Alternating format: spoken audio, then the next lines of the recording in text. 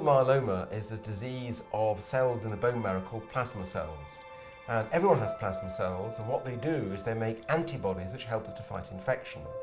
But when these plasma cells go wrong and start to grow on their own, they produce an abnormal protein called a paraprotein.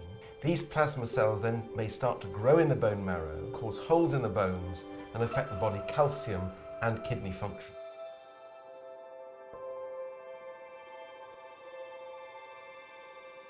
Myeloma is diagnosed by the detection of this abnormal protein, and the patient may have this detected when they have routine blood tests. Often though, a patient may present to their doctor with bone pain or a rise in the serum calcium, a reduction in their kidney function, or anemia. Myeloma is extremely uncommon in patients under 40 and starts to increase in people's 40s, 50s and 60s. There's no genetic risk for myeloma as such, but the genes in the myeloma cells themselves may influence the choice of therapy. The outlook and landscape for myeloma is changing very rapidly.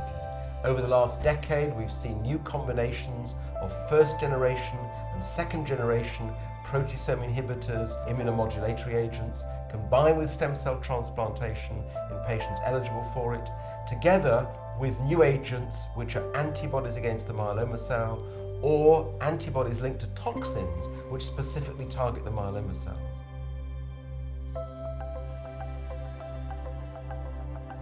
The future of myeloma treatment, I think, is very positive. We're giving the most modern therapies, including triplet therapies, lenalidomide, bortezomib and dexamethasone, stem cell transplantation and maintenance therapies. We're also seeing antibodies linked to toxins, antibodies such as daratumumab, which at the moment are given as part of second line and third line therapy, but we hope to move those further forward in the time course of the disease.